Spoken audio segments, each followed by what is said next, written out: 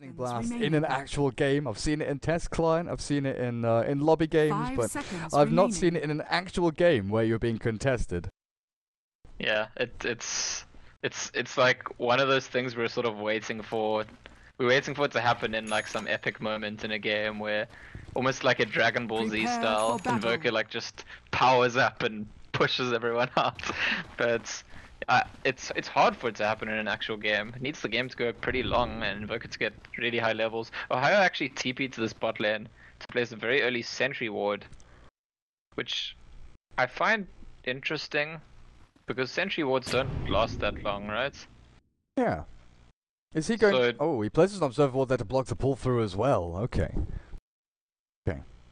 Is that the plan, right? So then the sentry ward is just that the camp doesn't spawn, so that the enemy team wastes their sentry countering that ward, and maybe doesn't have one to find the observer ward.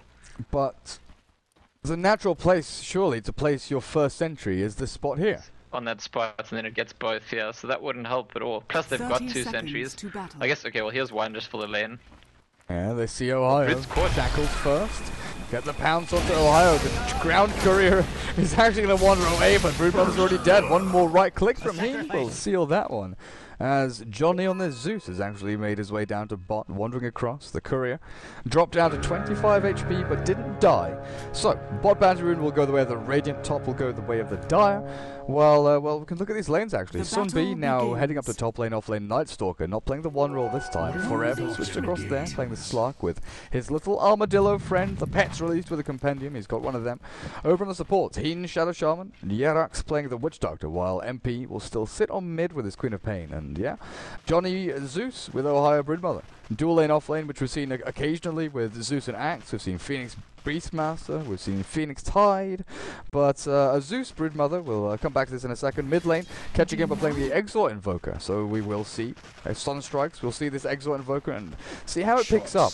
With Forged Spirit, Broodmother Spiderlings, things like that, you've got quite a lot of pushing power. Mushi, Lion, and KYXY on the Mirana upper top lane. Broodmother and Zeus, what are your thoughts? I think... I mean, this lane has 2 good ways to annoy and control. Okay, Night Stalker's already died to Mirana and Lan. I did not expect this. I was looking there just before, and Night Stalker has... I wanted to say his starting items are Boots and Mango. And I was wondering what significance that has, but look, he didn't even take a skill. So he must have gotten hit by a pretty long range arrow there, because that was level 1 from Mirana and Lion. Just a little bit of a harass into Impale into an arrow, and all of a sudden dead. But yeah, going back to the Brood Zeus lane, it's similar. We've seen that Zeus Axe lane a lot. It's possibly even more annoying than that, because Brood's a hero that you need to specifically deal with in terms of being invisible, being all over the place. And Zeus is a hero with annoying spam, so I kind of like this idea. I think we spoke about recently how historically there used to be those lanes where the Brood was actually support in the aggressive dual lane. It's not being run that way here, but there is precedent for it to share XP, or share some XP early on, for sure. Now, Night Stalker, you mentioned, he doesn't have a stout shield or anything like that. So the lane starts off pretty awfully for him. And once Mirana gets phase boots, which gonna have very, very quickly, he's gonna get out of hand pretty damn fast for Sun B. And he's not an offlane hero that can go and stack, pull, clear ancients, or flash bomb neutral camps. He does rely on sitting on lane, kind of like the Clockwork does, and making the early game matter. This little armadillo running what the... What is it? I should be paying attention to actually catching him by Invoker dying mid, but Queen of Pain finds a kill over there. I'm just wondering about this armadillo and how it actually impacts the game. Because yeah, I totally sympathize. Like, it irritates me, to be honest. I saw a Reddit post saying, well, please give us an option to turn these things off, because I can't, I notice it all the time. Like, why? The little doggy for Crystal Maiden, okay, fine, it follows the Maiden. But this armadillo is freaking everywhere. But Queen of Pain found a kill up on the mid lane. Sun B nearly gets hit by the arrow up at top. Observer gets placed down by Mushi. Now, how does this happen towards mid? It looks like Invoker just sort of pushed the lane out into the Quap, and 2 points in Shadow Strike. The fact that he's not got any points in Quas. Gone for the 2 in Exort for the little more damage from Sunstrike.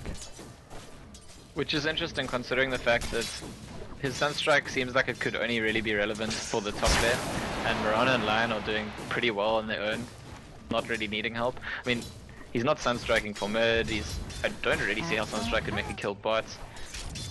So it's an interesting choice for Ketchikimba in this game. He's got the quest now, he's got the Forged Spirits, and he'll be just fine fighting up against the Queen of Pain now. Well, maybe with the chasing power they've got on their spot lane, Broodmother and Zeus, they're going to be, zoning people out, making sure the supports aren't sitting up too high. So Sunstrike could catch them out, but Queen of Pain's always going to have her eye open for that one, making sure that her supports know exactly what's going down. Night Stalker still hasn't picked up any stat items, any stat shield, or anything really. Still with the boots first. Mushi darts it. It's night time. Arrow not going to land. There's Queen of Pain blinks forward. Nice double earth spike though. Still falls. KYXY has no leap. He's got phase boots, but the chasing here from MP, Sonic Wave, Scream, both available. Shadow Strike not going to get launched out. Projectile cancelled out by the fog, but Sunbee's chasing, and that's going to be a nice couple of kills here from Hot Six. Yeah, so really nice combination there. I think it's very smart. The Night Stalker was having a hard time. He was only level 2 when the first night came, which is like what a support Night Stalker normally is at. But the fact that the Queen of Pain comes in and combines with him really opens his room for involvement in the game. MP getting hexed up in the mid lane, is there a chance of it? Oh. If Mushi had added that stun, maybe, because the Invoker's coming off cooldown, Sunstrike, Cold Snap to finish him off. MP getting a little bit ballsy there, but he knows that everything's on cooldown. Now Zeus on the bot lane, he's doing a very good job de-warding, getting rid of all these sentries and observes and things like that. Doesn't know about this one over to the side though. And the Mirana up on top, sure, phase boots and stick, but it's nighttime. They've given this Night Stalker 930 gold when he was crushed. He's got 5 last hits, but the fact that he's got 1 kill and got an assist to his name, he's suddenly got 1,000 gold. Did we see last game when Mushi actually used his mango? I think he was the only one who bought one. I'm still very curious about this mango situation. Like, I think the passive regen hasn't really helped Night Stalker in this lane that I've noticed. Maybe it's helping him right now. I don't know. But I'm sort of very curious to see the usages when like how valuable they are. Well, it's 150 gold for 1 mana regen, right? So 1 HP. Sorry, 1 HP regen. Sorry. And when you look at Ring of Regen, it's a little bit more expensive, but I think you just buy it for the HP regen early and then the mana burst later when you're diving towers. It's pretty efficient. It's still a consumable though. And to answer your question, I'm not sure when Mushi used it on his pattern. I was watching him, and now we're watching Yerax caught in the trees, arrow, sunstrike, and good night. It looks like Night Stalker might want to go back in onto KYXY, but backs himself up as bot lane. Heen and Forev being zoned out here by the Spiderlings, the creep skipping Ohio on this Broodmother, making life a living hell for these two heroes down at bot. And in comes another support, Mushi, with brown boots, heading himself towards bot, looking for heat. Dust out onto Ohio, Hex into lead, and Forev gonna get the kill onto this Broodmother. Sunstrike will land though as Mushi lands a stun. Ooh. Shadow dance from Forev. And he just ate his mango, but isn't gonna use it. Right after the ulti, he just decided to eat his mango because he also started with one. But that's gonna be I guess an irrelevant consumption, but this is the thing. I mean, when you're dealing with just 150 gold, which would be like an extra Sylve or maybe Tango and Branch or something like that, it's almost like even if you don't get great usage out of it, does it really cost you that much? So maybe it's worth buying. In fact, I think Night Stalker Sunbee just used his mango too, and he's also just running to base with that usage. But I don't know if it really matters that much. I don't know if they're like, oh, I'm never buying mango again. I didn't get value out of that mana. Oh no. Now, Invoker's still going for the Midas, so that's the build he's opted for. Do you think we could see a Yule's Invoker here? It's sort of a pub build, but against Queen of Pain, against Slark, it is pretty useful. So I like the item on the hero, but I've heard it said that the Yule's the exact nerf to Yule's affects heroes like Invoker more than others. Because you have a lot of things to do with your mana, and Yule's now costs more mana to use. I'm not so sure though. I mean, I think buying the Yule's kind of gives you the mana that's going to cost extra again. Yeah, the standard. Both are going to get taken out here. The arrow still hits Yerax though, and they'll get a counter kill. Crossed onto the Witch Doctor MP. Hands blink in 7 seconds, but it's not going to be fast enough. KYXY with the right clicks out, and they find 2 for 1. Nice little trade there. Team Malaysia getting the value. Now, with the Yules, I would have agreed with the argument saying that heroes like Invoker are affected more by the fact that you have that increased mana cost on it. But he got his intelligence buff quite heavily. Yeah, so I guess that's an argument for balancing that out as well. Yeah, to be honest, I'm yet to see, I don't know if you've seen it, have you seen someone with the Yules who ends up in a position where they want to use it and then don't have enough mana? Nope. Or, I haven't actually seen that yet. I haven't seen someone buy a Yules and then like, because the Yules cost more mana, end up not having mana to do something. So far that kind of nerf is just something that's been theory crafted, and I don't think it's made a huge impact on anything at all. I don't think so either, but maybe I think, you know, sort of supports or melee core heroes that just sort of thought, okay, well I can buy it now, have been deterred a little bit as Heen on the bot lane getting hammered by these little spiderlings with the final nuke from Ohio to finish him off. We're up now looking for Mushi, we'll find him. Nice Stalker in, and Sun B takes the final right click. Sentry is placed with dust over onto the Brood. One scream, and maybe with a Shadow Strike here they can take him down. Arrow's good, Sunstrike better. Nice Stalker out. 4F, no mana left, can't lead, can't jump, can't pounce. He can now with a tread switch across. He'll find his way out as KYXY still hunting that Queen of Pain. But again, decent trades. Okay, is MP still? No, he's not gonna. I think that this game has more kills in the first 10 minutes than last game had in about 40 minutes or something ridiculous like that. Yeah. So it was like 9-2, 25 minutes in, or something like 30 minutes in with the previous game. Now we're looking at 8-7. Oh, Shadow, he's actually got his level 6, so this is gonna be a kill attempt on the tower. While Mushi is sort of sneakily hiding behind, hoping someone TP's in. Who's gonna TP in with him? He can't go alone. It's Brood goes in the webs, the Maldic is on him.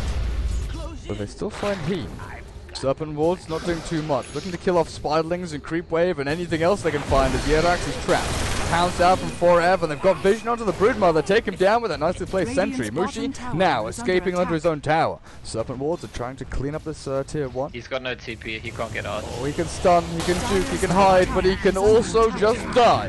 Hiding in the trees, meanwhile towards middle lane. Invoker actually drops here. Nice Stalker and Queen of Pain. The early aggression that we touted for Hot 6 definitely paying off for them. This Miranda pick, sure, has found a couple of kills, has got a lot of value, but it's still a Mirana. It's not a Slark, it's not a Queen of Pain. There isn't that guaranteed nuke damage there. There isn't that guaranteed mid to late game strength with good itemization and good scaling.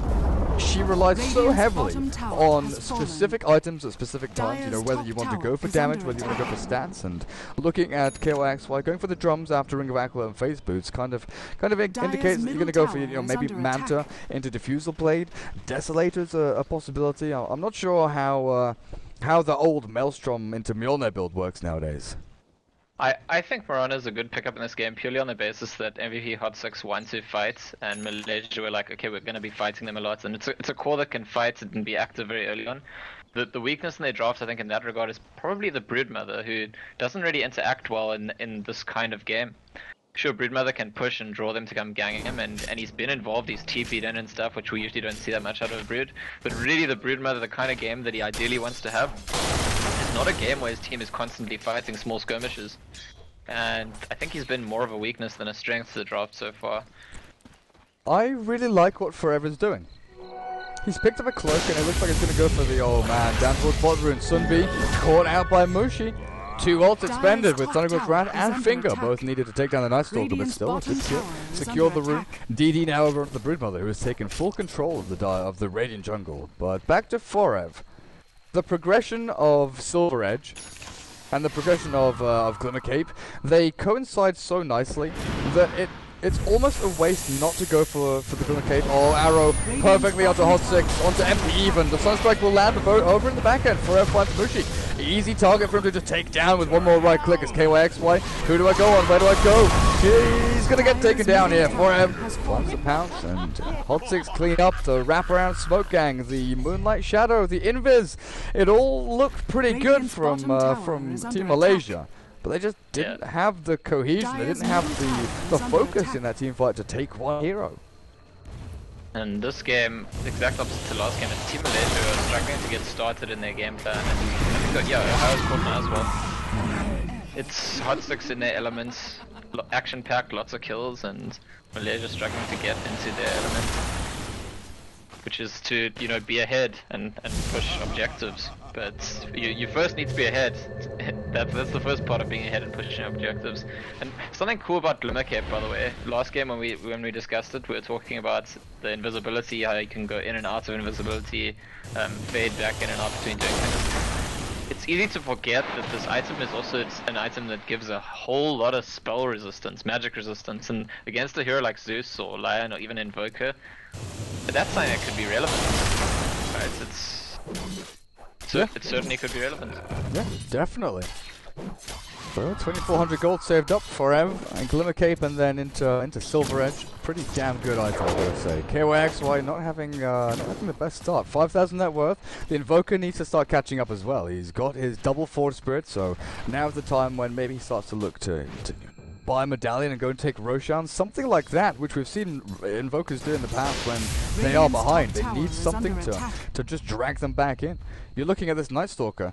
Phase Boots earn 1,300 gold, could start building up into his Aghanim Scepter. He, with Arcane's Embracer, nowhere near Blink or anything like that just now. Oh, okay.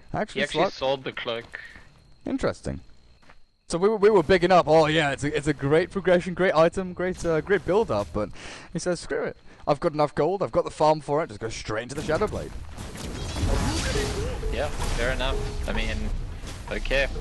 Because he skipped that stage, maybe he would have gone for it if he didn't have that much farm. But he skipped the in-between stage, and Shadowblade again right now in the top lane. There are 3 heroes here, he doesn't know that. Definitely hasn't seen Zeus, probably spotted out Lion now, and pulls away.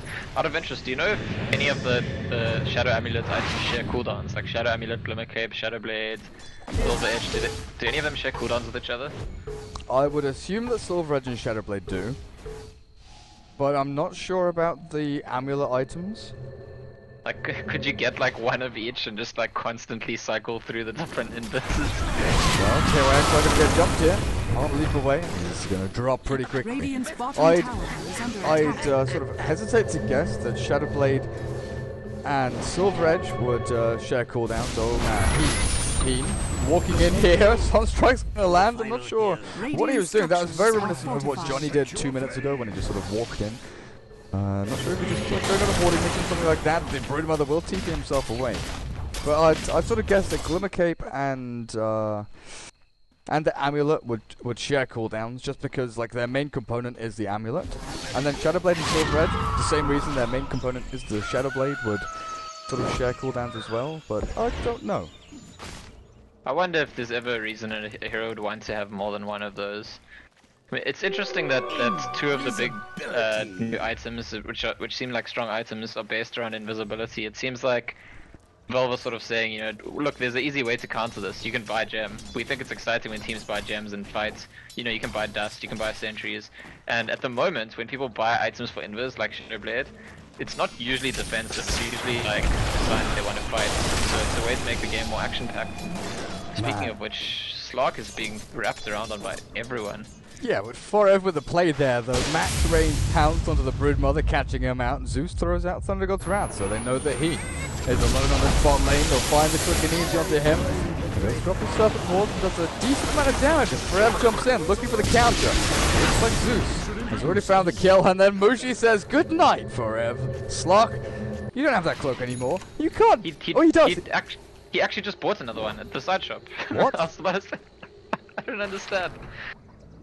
What? Like, I want to say maybe he sold the first one just to have the gold right away for the Shadow Blade, or he was scared of by mistake making Glimmer Cape when he bought his Shadow Amulet, or but he just picked it up again, and I wonder if it would be really cool if he goes Glimmer Cape and just answers the question I was asking about, like, does someone want both those items? I mean, Slark, between his ulti and the Glimmer Cape and the Shadow Blade, would really just have it invisible all the time. Well, catching up on the top lane, slowed by the strike, under attack. But they're not going to chase him into the trees. He's got his Necro, but the Forge Spirit is just to try and deter MVP Hot6 from pushing in too hard, as Broodmother finds the tier 2 down in bot lane, and Roshan is starting to open up more and more for the Dire here. Broodmother She had decent control earlier of the Radiant jungle, now it's full control. There's no real way for MVP to get in here and farm at all. Every single creep camp is being taken out. Mushi getting his fair share of gold, 1800, but Forev's on the hunt. He does know though that there are a whole bunch of heroes in here. Yeah, it's interesting because I was talking about how MVP Hard 6 are having the game they want, it's action packed, and then right after I started making those comments and saying this is not the kind of game for Broodmother, it became that way. It kind of slowed down, became more passive, more split up, and I don't know if it's just because it's been daytime for a while, but Hard 6 have not been making kills. They've been splitting up on the map, and it's actually Team Malaysia pulling back the kills, and Broodmother definitely having the influence she wants to have. I firmly believe that one of the biggest factors here is Yerax's role in the team. When we saw him back on the Finnish team, he was always the playmaker. From support, you know, he's playing Rubik, Sand always going for those Blink or Force Staff initiators, making sure that he was moving around the map. And we've seen it from his Lion when he was playing up against Phoenix. Him TPing in, him making the rotations, he basically won the early game for them. In the past 2 games though, he's been playing relatively greedy supports, dust down on bot looking for through. They're not going to find him just yet. Ohio TP's out, and he will be fine. But in these past 2 games, Lina, greedy support, farming jungle, making sure that he's split pushing, not moving around early. This game, he's a Witch Doctor. Hasn't been roaming, he's relatively static in this game. He hasn't had the massive impact early on, and he's relied quite heavily on the cores to pull their own weight. That's a little bit, yeah. With the slope, but they're not going to finish him. Spidling's still chasing. He's got the heal from that Voodoo Restoration. It's actually Shackle is used by Heen, just making sure the Witch Doctor escapes. And Forev's on the hunt again.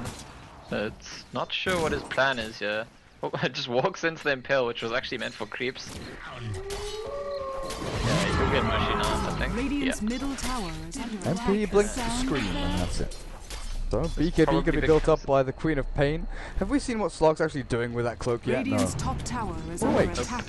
I mean, it could just be that he was considering Glimmercave, decided actually I want Shadowblade, and then after he sold his cloak, he was like, hey, that cloak was actually doing some work. I want it back. Because there's a lot of spell damage going through DS. Even with the cloak, he died to that Finger of Death pretty quickly.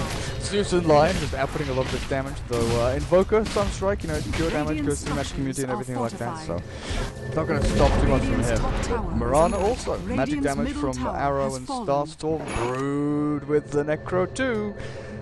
They've got so much pushing power. You know, I was mentioning it with Necro and Force Spirits on the Invoker with the Spiderlings. I didn't really consider Ohio going for Necro himself. It's a build that hasn't been too popular in Southeast Asian Chinese Dota recently. It's been all about Midas Dagon or Midas Orchid and going to find these solo pickoffs and buying Blink and BKB, things like that. You haven't gone all in on the pushing power, but Necro here with 2 Necro 3s, Forge Spirits, then the scouting from Zeus, the solo pickoff from the Lion and the Mirana. There's plenty to go around. What about this Zeus build? It's pretty old school, right? We're used to seeing the Tranquils and the Soul Ring, maybe even the Yules, and this is Arcanes into Blink. This is like, there was a time where this is what you did on Zeus, but it hasn't been like this recently. Well, Arcane's got a pretty hefty buff, right? You don't need mana to cast them anymore, so you're never going to be in a situation, oh man, Mushi walks into the Night Stalker, blinks back pretty awkwardly there as Arrow will land, perfectly placed. The Void, going to get thrown out, but still, Finger of Death deals the deal onto the Night Stalker. Witch Doctor, second to fall, and Roshan, it's been slowly but surely weighing on the minds of Team Malaysia. It looks like MVP wanted to find some pickoffs and maybe go for it themselves, but Malaysia's in a better position to go and clear up the big man in the pit. It's really bad for MVP Hot 6 to be losing these kind of small skirmishes. And it's something I wanted to say before. You're talking about the Necros. Team Malaysia's playstyle moment, it like doesn't even matter what their draft is. I said in the draft, it looks different, but they'll find a way to be able to group up and push no matter what their draft is. Also, they'll find a way to be able to take the small skirmishes. And Broodmother has ended up being involved in a lot of these early kills, despite the fact that it's not usually what the hero does. So Team Malaysia quite set on the way that they sort of approach the game at the moment, and just when you think they've done something slightly different in their draft, they're still doing roughly the same thing.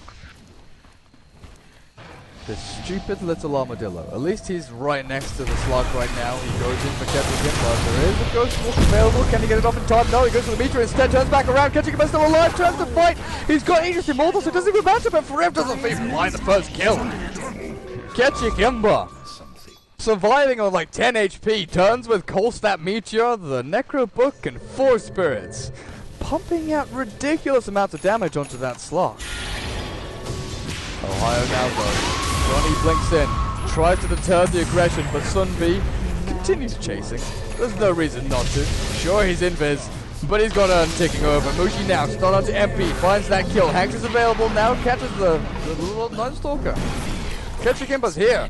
Cooldown on Invoke, but he's got Tornado. He'll have Sunstrike in 8 seconds. They're looking for this kill as well. Level 1 Tornado still sends Night Stalker flying up into the air, and they're hunting now. Slide chop Yerax. Arrow gonna land.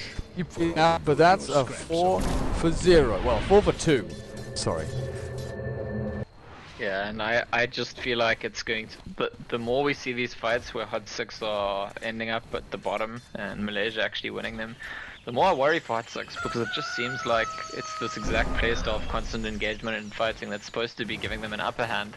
And if that's not working for them, what, like, do they have a plan B? Or do we just see what we've spoken about a lot in a lot of these Southeast Asian teams, especially the 2 Korean teams, the constant, like, no, we'll get it right next time, let's just keep trying. It hasn't been working, but we'll make it work. I think that might be what they go for, but I think if they lose 1 or 2 more of these smaller, sort of medium-sized fights, it's going to turn into objectives for Team Malaysia, those last 2 towers. Possibly, well, we look towards the next Russia in maybe like 5, 6, 7 minutes time, because they did just kill it recently. Yeah. I think as Hot 6 you wait out Aegis the Immortal on that Invoker. The fact that you didn't kill him just now, you didn't pop it, means that you've got to just kind of wait it out. That does give you a little more room though to farm up on this Witch Doctor, who's been given pretty decent priority here. I'm pretty sure he's second in farm priority. In fact, he's down in bot lane, calls out Sunstrike, Finger of Death, see ya. Queen of Pain taken out pretty simply there. Good vision there from Mushi just to blink forward. But Witch Doctor, yeah, given room to find Aghanim Scepter. The Slark has finished his Silver Edge, so he's got that available for him. And finally finds Mushi. Break applied. But it doesn't Are there any... Yeah, is there anything to break? That's what I was actually just wondering. Like, on Mushi, it doesn't matter too much. Yeah, I think it'll turn off incapacitating bites, right? I think that's probably the biggest thing on Malaysia's lineup. Do you think it would disable Zeus's static field? I'm not sure. Ohio, Brood Mother, he's found. What the? Whoa. Click on Brood and go into the showcase mode. Oh, quickly. And tell me what you see. It's gone now. I don't know if you saw it. Oh, I saw the Death Star. The Death Star? Yeah. I did not see the Death Star, but that's really cool. I should have screenshotted it. Radiant's I have no idea what that was. Guys on stream, like, back me up here, please. On top of that Brood Mother, there was a freaking Death Star. It was sort of ghosty and looked maybe like a spider web or something, but I don't know. Maybe I'm going crazy. Arrow to fly, not gonna land onto anything but a melee creep, as KYXY has finished up his Manta style. Now, another change, I mentioned earlier the possible build he was going for, and I think the one that I pointed out as being probably his build is Stats Manta Diffusal. Because now you get the mana break or the mana burn over on your ranged illusions, and it's a massive buff for a hero like Mirana. Yeah, and we've never had that before. That's like, it's always been a disadvantage of the ranged illusions that you can't get the mana break, and even though you don't get the full value of it, the fact that you get some of it, I agree. I think it's a very big difference, and probably more likely we'll see those kinds of builds, especially because the Fusel Blade on an agility hero where you buy Manta, it's one of the other cheap agility items, and you want to get stat items because that's what makes the images better in the first place. So there used to be that kind of tension in the synergy, and it's completely gone now. Dragon drops on the ball today. Shadowblade and Silver Edge do share a cooldown. Amulet and Glimmer Cape do not. Glimmer Cape does retain cooldown when you upgrade it right after casting on an ally. Okay. So I guess you could have like a Shadow Blade or Silver Edge. Silence, catching him but now caught out. Aegis Immortal's gone, so he doesn't have that fallback as Invoker's dropping low and will die to the soul burn from that Orchid. Queen of Pain finds the kill. They're looking for more though. Can they find a target that they can bring down though? As Mushi starts, there's no Hexel stun. They're just picking them off one by one as Ohio the Broodmother now caught. Forever has no mana left for Pounce, but he does not need it. The Necro unit's going to be cleaned up here by the Slark, and that's a nice little bit of free gold. I want to say Hot Six's lineup is still favored in these kind of fights, and they've been losing them because they've been getting outplayed by Team Malaysia. But like, you got to come back to the fact that Broodmother is just not picked to fight skirmishes. That nobody drafts a Broodmother thinking let's go brawl. It's just like, it's not the aim of the hero at all. And sure, he's rich and he's got a whole lot of items, and that can help him to impact the fight with the level 3 Necros, but if Hot Six are playing well in the fights, they do still have a lineup that's more geared to taking those kind of fights. Well, overall, what are we looking at, actually? MVP Hot Six had a good early laning stage, about 50 minutes in. 3,000, 4,000 net worth lead. That got taken away pretty drastically by Team Malaysia with the fights, like you mentioned, plus Roshan down to about 8k net worth lead to Team Malaysia. With that one fight, though, Hot Six are dragging it back. They've now got themselves an XP lead. The net worth lead is going back in their favor, trending towards them.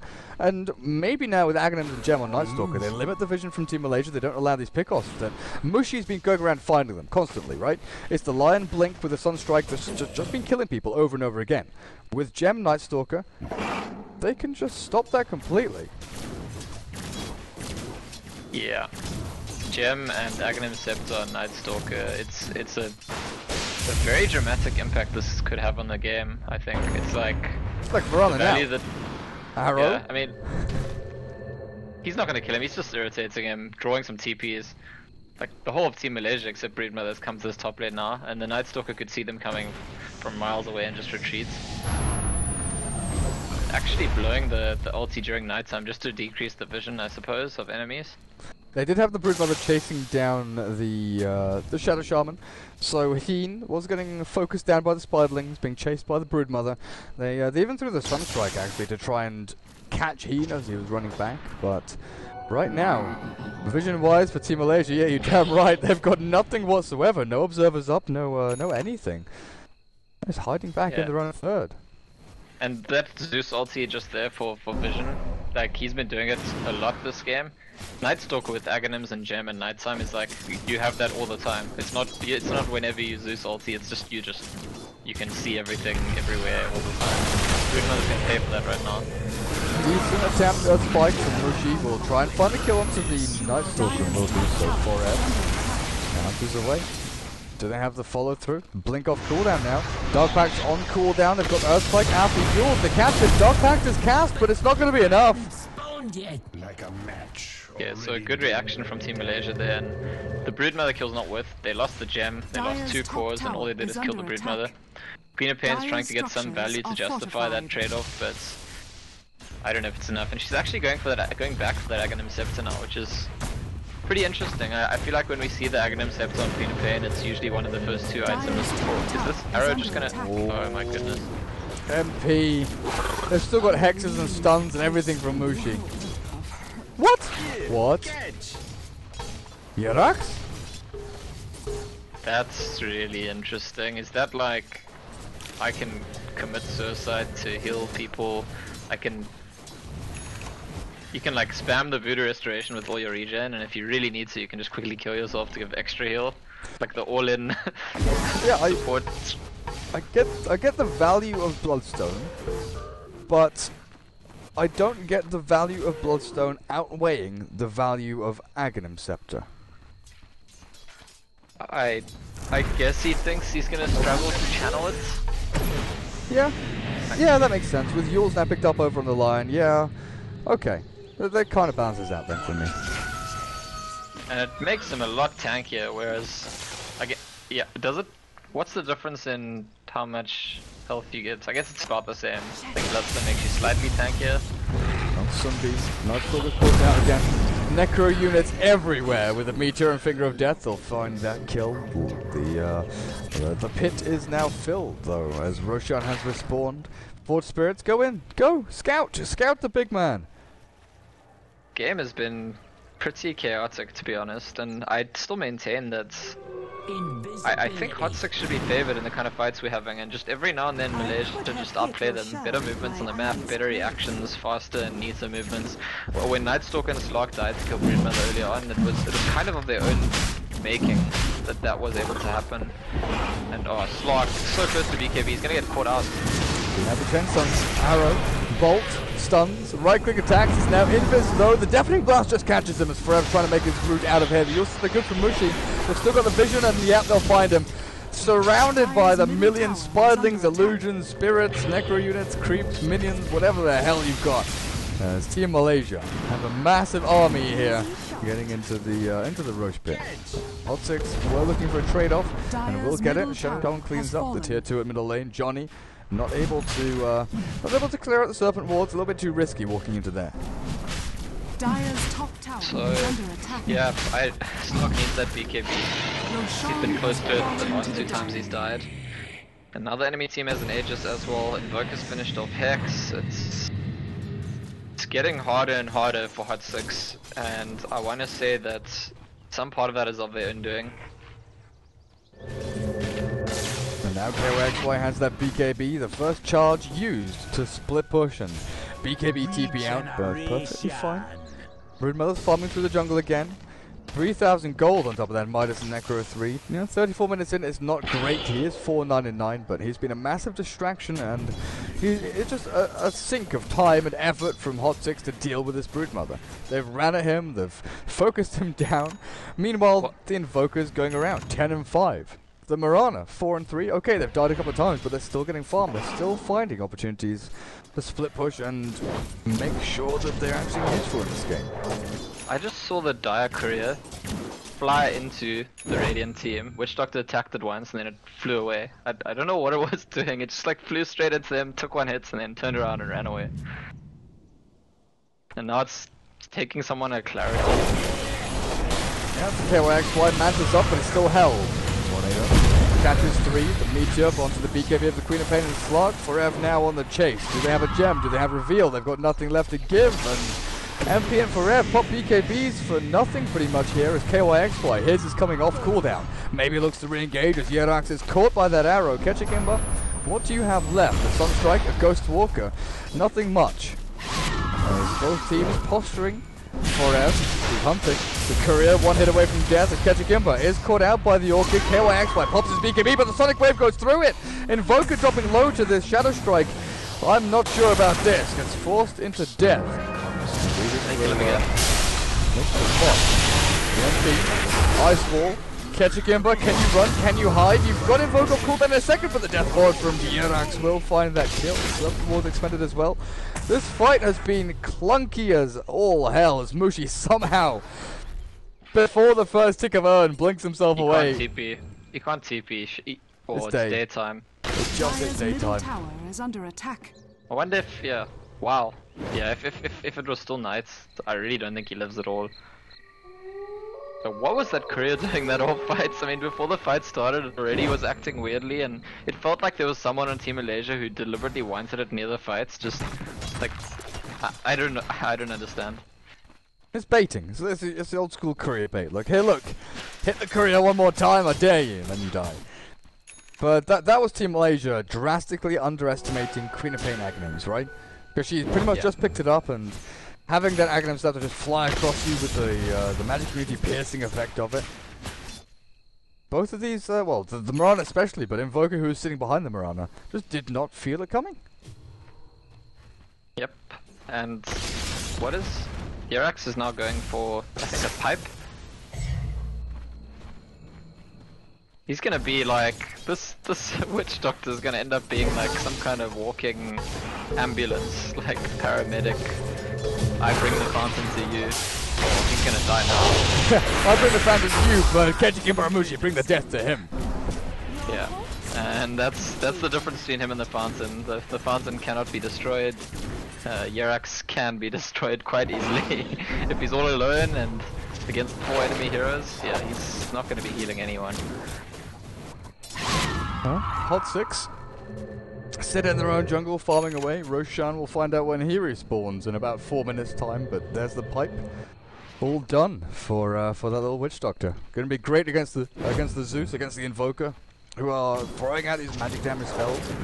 And you've got BKB on the Slark and the Queen of Pain, but Cloak for your Shadow Shaman and the Night Stalker is definitely necessary. He flicks forward, up towards not going to trap as Ketchikimba. Push back, Ohio battling it out. Broodmother, are you sure you want to be fighting this? As the Sonic Wave cleans him up. Mirana's already found the Shadow Shaman, will blink, or will leap himself away as both of them go invisible. Sunbi does not have a gem, Forev has dust, but both of these heroes look like they're okay just to keep on running, unless Sunbi with his Aghanim Scepter in the nighttime keeps applying the urn, 1 void, and that'll kill off the little old Mirana.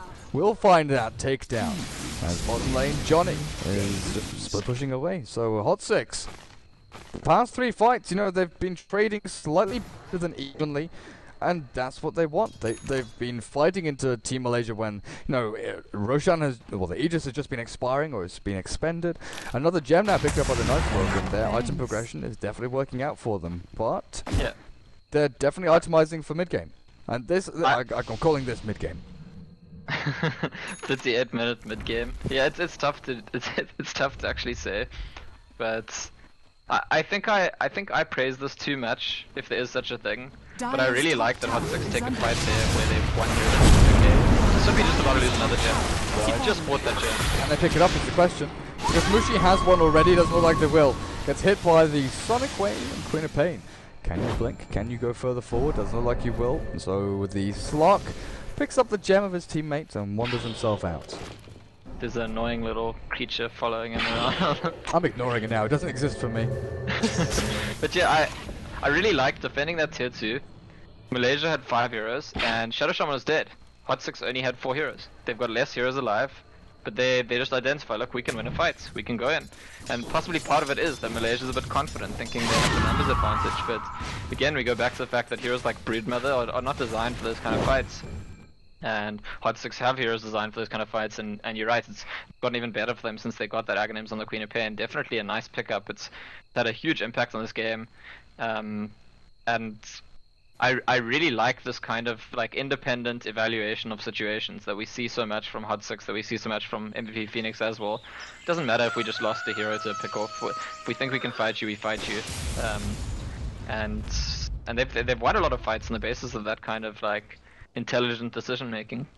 I think the biggest thing was that Shadow Shaman blinked in, cast all of his spells and got Serpent Wards in a great position, because it kind of cut off every movement in from Team Malaysia into this area here, and Broodmother was cut off from the rest of his team. So it was kind of a 1-for-1 trade as soon as the fight started. Broodmother for Shadow Shaman, but Shadow Shaman spells, if they're cast all immediately at the start of the fight, are a million times more effective than Broodmother throwing spawn spiderlings and turning on ultimate. Right? Necro is probably the most worthwhile thing coming out of that Broodmother in any kind of short engagement. Broodmother just feels a bit lost in this game. It's a lot like how Hot 6's Razor felt to me last game. Like, it's a hero that has ended up in a game whose dynamic is not the dynamic that the hero wants to have. And I think if we look across at the net worth and XP and stuff like that, there's a reasonable argument to be made saying that Broodmother's net worth, we should maybe like look at it as 60% of what it actually is, because the actual value they get out of the gold on the items on the Broodmother is less than the average other core in this game. Especially seeing as 2,000 of it is on a Modus. So you can pretty much instantly take 2,000 off that, so it's 1,200, which means he's on par with the Night Stalker. But yeah, then you deduct even further and say Night Stalker with a Gem and Aghanim Scepter, BKB. All of those items are incredibly useful in teamfights, in map control, whereas Broodmother, her ultimate is very lackluster unless she has itemized specifically to fight and be a damage output hero with BKB, AC, Butterfly, which we see from Balkan Bears and London Conspiracy when they do pick up Broodmother. But in this case, when she doesn't have the Dagon build, she can't just go and zap down one of the heroes instantly. She doesn't have an E-Blade, doesn't have an Orchid, so she can't stance someone up either. Ohio on this Brood is more one-dimensional than Brood Brothers normally are. You know, normally we see them just focus on, okay, I'm going to push and I'm going to enter the base and maybe I kill someone with an Orchid or a Dagon. Maybe I push really hard with a Necrobook. But in this game, it's like, I don't know what to do. And I agree, I think he feels completely lost. And it's not his fault, it's just the way that MVP Hot6 have played around this and made sure that the Brood hasn't had space. You know, the lane went well with the Zeus on this dual off lane. Hot6 have adjusted accordingly. They haven't sent one hero to go deal with them. Like, guys, we need someone to sit on that bot lane, deal with the Broodmother. They've moved around and forced the Broodmother to deal with them. Yeah, exactly, and that's how you tell. If Brood's in his elements, the other team's constantly responding, reacting to him, and that's not been the story of this game at all. I'm just interested. Yerax, who's now got another 2,000 gold, I don't know what he's going to buy, but with that pipe and the constant heal because of his Bloodstone and regen, who's meant to be making kills on the side of Malaysian fights? Like, do they depend completely on KYXY's DPS? Because a lot of the other damage is spell damage, and the pipe plus the heal I think is going to counter almost all of the spell damage. I suppose Zeus has now picked up a Veil, so that's meant to counteract the pipe. Like, if you're decreasing our spell damage, we'll increase our spell damage. Kind of tit for tat. But I think with Queen of Pain picking up that Hex, I think we probably see MVP Hot6 try focus down the Mirana, and it's very difficult for me to imagine MVP Hot6 losing a fight if Mirana is not doing a lot of damage. Queen of Pain just cleaned up a whole bunch of Firelings for him. They find the Hex, KOXY's caught, now they're going to find this kill pretty damn good as MP makes instant use of that Hex and turns it into Roshan. There is buyback from Mirana, but you don't want to be spending buyback in this situation. You might have to with Aegis and Cheese over on the slot of Queen of Pain. Could spell that. No contest to like Mirana. If they don't buy back, if she's buying back, they're gonna contest. Yeah.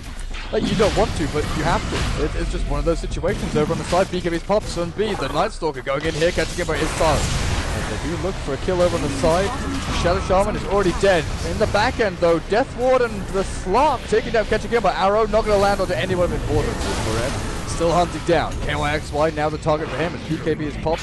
Chasing down Yerax. The cask bouncing back and forth, but the deny from that Witch Doctor will take him out of the game. Roshan has been, I guess, secured by Team Malaysia here. With Slark and Queen of Pain still alive, it's not completely guaranteed. All the cores are still up. Yeah, it's 4 versus 3. Oh wow. KYXY, you can't die. You actually cannot die, and he probably will. Need to deny yourself the Roshan or something. Will do that, but now he's dead for 100 seconds. Forever will drop here. One more hit with the help of the Finger of Death, but catching Kimber. Ghost walk away, but not away from the gem on that Night Stalker. Mushi now going to be the target for Sun B. Invoker buys back. They're just buying back hero after hero to deal with his onslaught as MVP Hot6 on the retreat. And this opens everything up for them. Ohio trying to TP. Can he get a Hex? Can he get silenced? He gets stunned. The Void in time. Cold Snap and Sonic Wave. Tornado will launch MP up into the air, but Queen of Pain still on the hunt. Ohio. Gem is on the Night Stalker, buddy. You can't run. You can't run from him. Catching him one out. He's died. And he's dead. Yeah, this is bad news for Team Malaysia. If not the game, it's a sign of things to come that very likely we're going to see a game 3. And I guess it does come down to those 2 draft aspects, I think. I think firstly the Broodmother being a bit lost in this game, and secondly, ultimately at this stage in the game, Team Malaysia are just far too dependent on KYXY, his Mirana, for DPS. And that's a really tough role for him to play, because he's had to buy the Manta and the BKB, he has to buy items to keep himself alive. He also needs to be DPSing. And it's super easy for Hot6 to just be like, that's the one guy we need to control, that's the one guy we need to kill. And Hot6 just don't... Everything about the fight seems good for them if the Mirana is out of the way. It just seems like, how do you even imagine them losing a fight if not to Mirana's DPS? Bottom tower is under attack. Yeah, and something that I was concerned about in the laning stage, you know, it is still a Mirana. Like, that is why she's not being used in the one role for quite some time. She is still a Mirana. Sure, ranged, agi, can be a semi-carry, but when keeping up pace with 3 cores over an MVP who can all transition from, you know, magic nuke or early game damage output and sneaking up on you into right-click actual hard carries later on in the game. Queen of Pain, once you get some damage on her, she's got great base damage, great stack game, And when you farm at this rate, clearing out spiderlings over and over again, the amount of times I've seen Aghanim Scepter just used for spiderling armies with the 40-second cooldown, it's ridiculous. And now, Queen of Pain, I've kind of put her in the right-click carry build now. I can see her picking up an AC or an MKB or something like that in the near future. What do you feel about Octarine Core? The magic lifesteal, the cooldown reduction, pretty sick here on the Queen of Pain at this stage of the game, right? Yeah, I think it's a good item on Queen of Pain. It's a consideration to think about, but it's exactly what you said. The question is between, does your team really want an Assault Cuirass right now? Because if they do, it's you that has to buy it, right? There's actually a Lotus Orb that just went up on the Night Stalker, and if you look at the Shadow Shaman, he's about to buy a Lotus Orb as well. Oh, nice. So it's going to be quite, this game's going to be super difficult for Team Malaysia. You know what, the Mirana, I think is one position it maybe could be doing the work now, but it's just got not nearly enough farm. Look at the net worths. I mean, I think if Broodmother and Invoker could each donate 5,000 of their gold to Mirana for 2 more items, maybe KYX can do it. But he's just way too poor. I mean, he's barely richer than the Witch Doctor. Now, this is the question I posed up on Twitter. Will we see the resurgence of Midas Gaming? And I've thought about it since then, and I kind of came to the conclusion that it's going to be a yes and no kind of answer, where some heroes will need that one core item, you know, like sort of Slark that goes into the Tread, Shadowblade, and then Midas later on, because obviously kills are worth a lot more. Farming creeps and farming jungle especially has been nerfed quite significantly. So I can definitely see carry heroes especially going for their one big item like a Blink or a Shadowblade, their initiation tool to find these kills and actually make an impact early on in the game to get kills and get their supports a little boost to gold to get their initiation tools. And then once you've got Blinks across, 2 or 3 heroes, you've got a whole bunch of that initiation. You can think about going Midas and then farming up into your bigger items, but a Midas here on the Mirana would have been great. It's just fitting it into that build order and figuring out how much time you've got. Because if you go phase drums and then Midas, then okay, you don't have Yasha, you don't have BKB that fast, and you're just getting killed by this Queen of Pain over and over again, who got a 15.5-minute Orchid.